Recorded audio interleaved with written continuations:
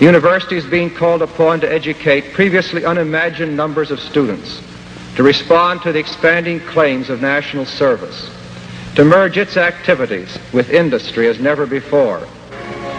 Characteristic of this transformation is the growth of the knowledge industry, which is coming to permeate government and business, and to draw into it more and more people raised to higher and higher levels of skill. The production, distribution, and consumption of knowledge is said to account for 29% of gross national product, and knowledge production is growing at about twice the rate of the rest of the economy.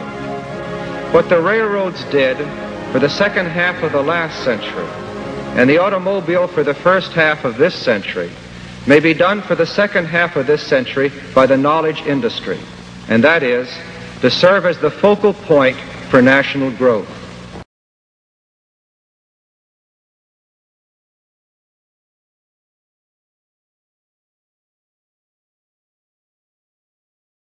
One of the most distressing tasks of a university president is to pretend that the protest and outrage of each new generation of undergraduates is really fresh and meaningful.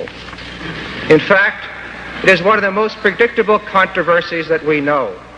The participants go through a ritual of hackneyed complaints, almost as ancient as academe, while believing that what is said is radical and new.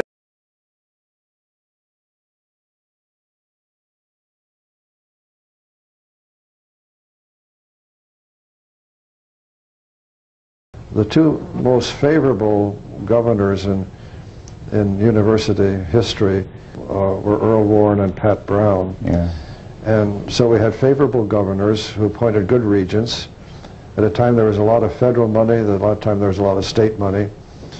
You mentioned Alan Post. He was the legislative analyst, and he worked particularly with George Miller, who was the long-time and very powerful and extremely able chairman of the Senate Committee on Finance, which was the most important. You had to get by the governor and his staff. You had to get by George Miller, and his staff really was Alan Post. And Alan Post was an extremely able person, knew the university very well, and a very good judgment. We were just very, very fortunate to have Pat Brown and Earl Warren ahead of time had put aside this rainy day fund, you know, which we could draw upon.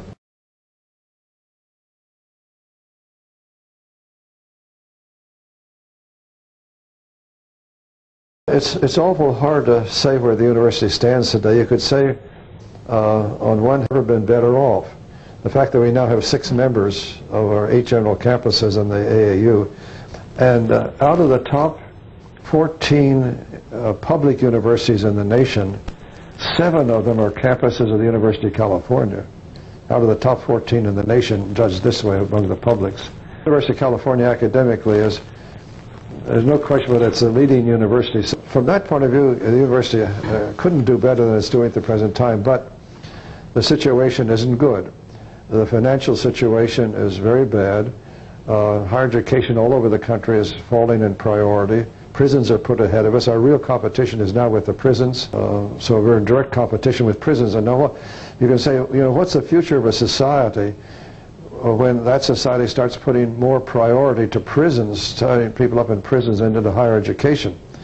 So there's a financial problem we face. We also face a governance problem.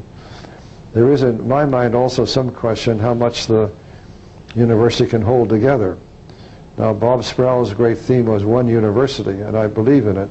He thought it would be held together by the president making all the decisions. I thought it would be held together better by turning over more decisions to the campuses and having them happier than they were. But there are chancellors who would be pleased if the university were broken up and they ran their own universities. There are some signs of a disintegration of the university. There are certainly strong signs of difficulties in governance. So there are governance problems, there are resource problems, there's partisan politics being brought into the university as never before. And so a lot's been accomplished, and it's a great university.